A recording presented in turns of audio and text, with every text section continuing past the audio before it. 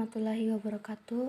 Pada kesempatan kali ini saya akan menjelaskan sedikit tentang materi pengetahuan komputer.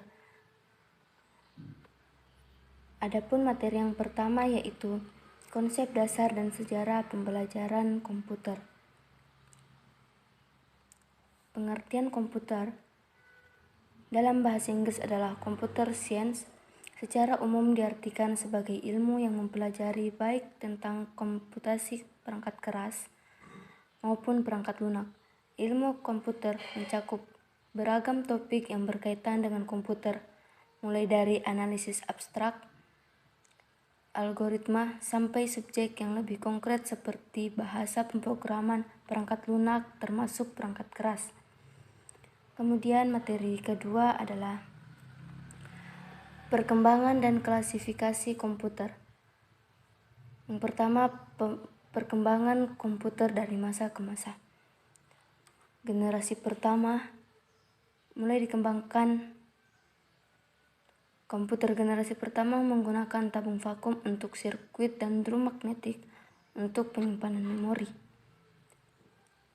Yang kedua, atau generasi kedua, teknologi tabung vakum ini mulai tergantikan dengan transistor. Penggunaan transistor pada komputer ini mulai digunakan di akhir tahun 1950-an. Kemudian generasi ketiga, yaitu pengembangan sirkuit terpadu adalah ciri khas dari generasi ketiga komputer. Bentuk transistor semakin diperkecil dan ditempatkan di chip silikon yang dinamakan semikonduktor. Generasi keempat, di periode ini prosesor mikro mulai diperkenalkan saat ribuan sirkuit terpadu dimasukkan ke dalam sebuah silikon chip yang kecil.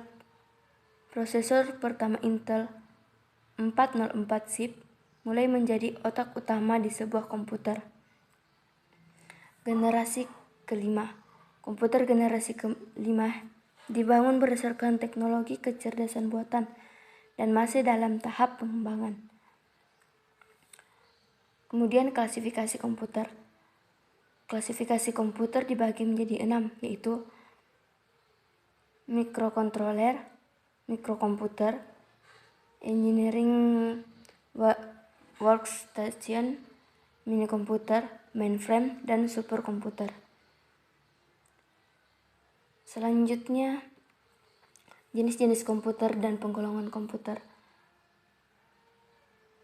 Yang pertama yaitu jenis-jenis komputer, yaitu personal komputer atau PC. PC atau komputer pribadi menunjukkan bahwa komputer tersebut didesain untuk digunakan untuk satu orang. Yang kedua, desktop. PC yang tidak bisa dibawa kemana-mana disebut desktop. Desktop dimaksudkan untuk pemakaian di tempat yang permanen. Kemudian server. Server adalah komputer yang telah dioptimalkan untuk memberikan layanan kepada komputer lain melalui jaringan. Selanjutnya, mainframe. Pada awal-awal ditemukannya komputer, mainframe adalah komputer yang sangat besar yang bisa mengisi seluruh ruangan. Kemudian, superkomputer. Jenis komputer ini biasanya berharga ratusan ribu, bahkan jutaan dolar. Kemudian, wearable komputer. Wearable komputer atau komputer yang bisa dikenakan pada dasarnya adalah aplikasi komputer umum yang diintegrasikan ke dalam jam tangan, ponsel, visor, dan bahkan pakaian. Selanjutnya, penggolongan komputer. Penggolongan komputer klasifikasi. Yang pertama, komputer analog, komputer digital, dan komputer hybrid berdasarkan tujuan dan kegunaannya. Special purpose komputer atau komputer untuk tujuan khusus. General komputer atau general purpose komputer adalah komputer untuk tujuan umum. Kemudian komputer mikro. Kemudian berdasarkan ukurannya komputer ini dapat digolongkan menjadi yang pertama komputer mikro, kedua komputer mini, keempat small komputer atau kecil, selanjutnya medium komputer atau menengah, selanjutnya large komputer atau besar, dan super komputer. Materi selanjutnya adalah pengertian alat input, proses, dan output. Pengertian alat input. Input adalah masukan, jadi perangkat input pada komputer berarti perangkat masukan yang memberi perintah langsung berupa informasi digital pada pengguna. Contohnya yaitu keyboard, mouse, scanner, joystick, kamera digital, mikrofon, digitzer, dan touch screen. Kemudian alat proses. Alat proses adalah alat yang berfungsi mengolah data ke dalam komputer setelah mengalami proses input. Contoh dari alat proses tersebut adalah prosesor.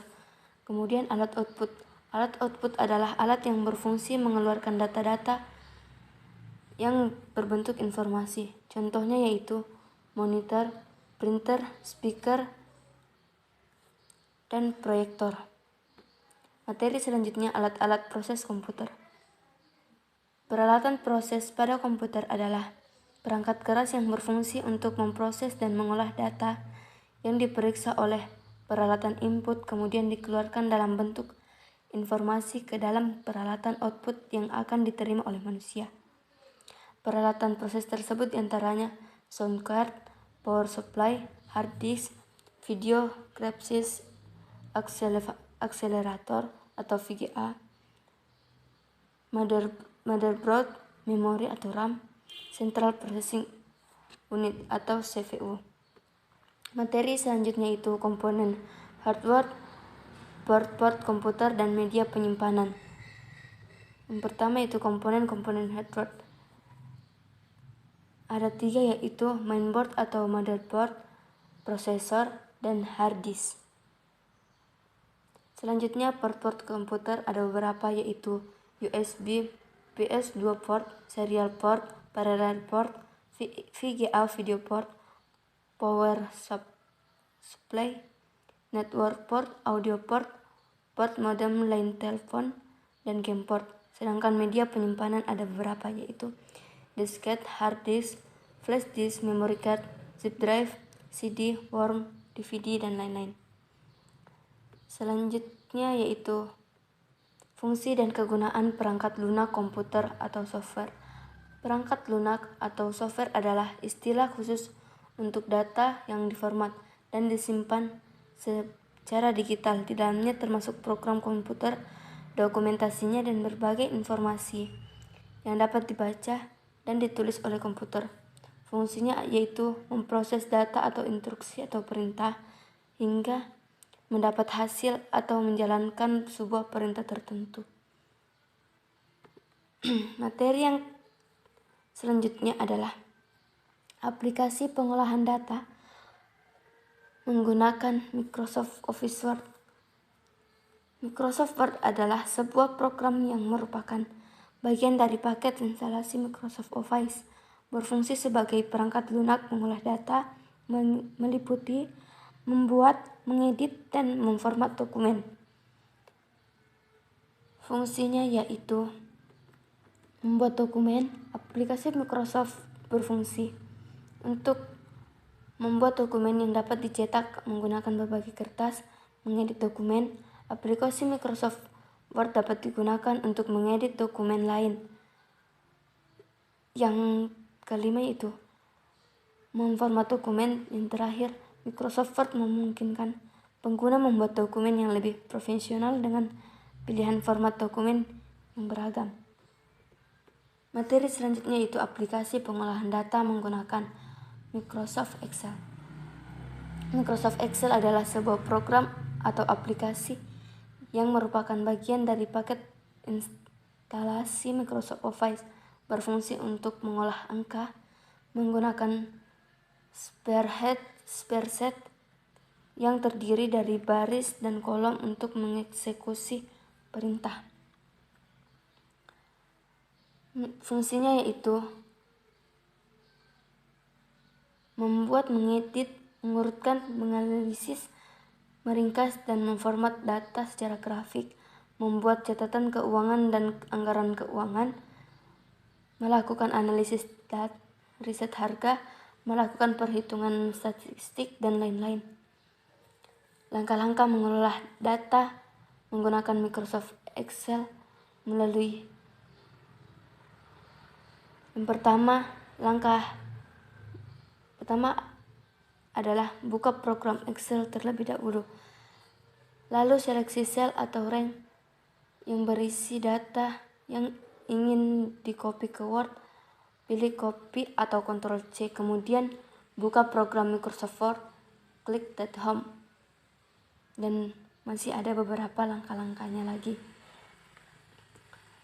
Kemudian aplikasi pengolahan data menggunakan Microsoft PowerPoint. Microsoft PowerPoint adalah software yang dipakai atau digunakan untuk merancang bahan presentasi dalam bentuk slide. Dalam bantuan software tersebut, seseorang bisa membuat bentuk presentasi profesional dengan mudah, di mana presentasi tersebut dapat digunakan sebagai bahan pembelajaran. Kemudian aplikasi internet pemanfaat email jejaring sosial. Email atau surat elektronik merupakan sarana yang digunakan untuk berkirim surat secara elektronik melalui jaringan komputer.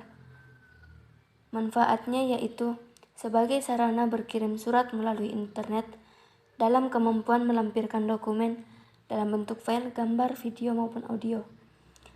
Sebagai sarana komunikasi dapat digunakan untuk berkomunikasi dengan siapapun yang terhubung dengan internet atau di seluruh dunia.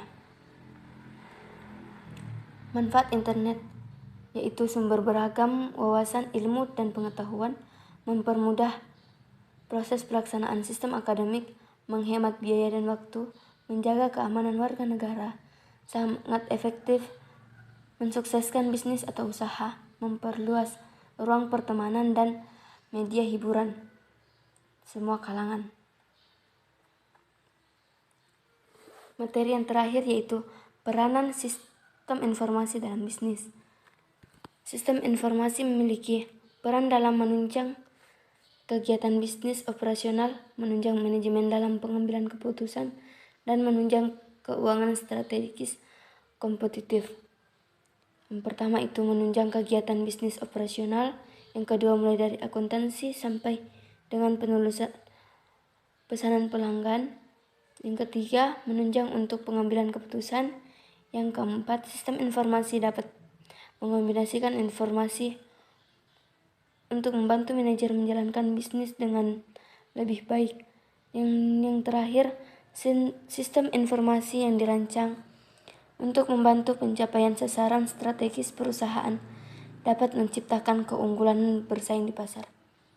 Sekian materi pengetahuan komputer yang dapat saya jelaskan. Saya akhiri dengan ucapan Assalamualaikum warahmatullahi wabarakatuh dan terima kasih.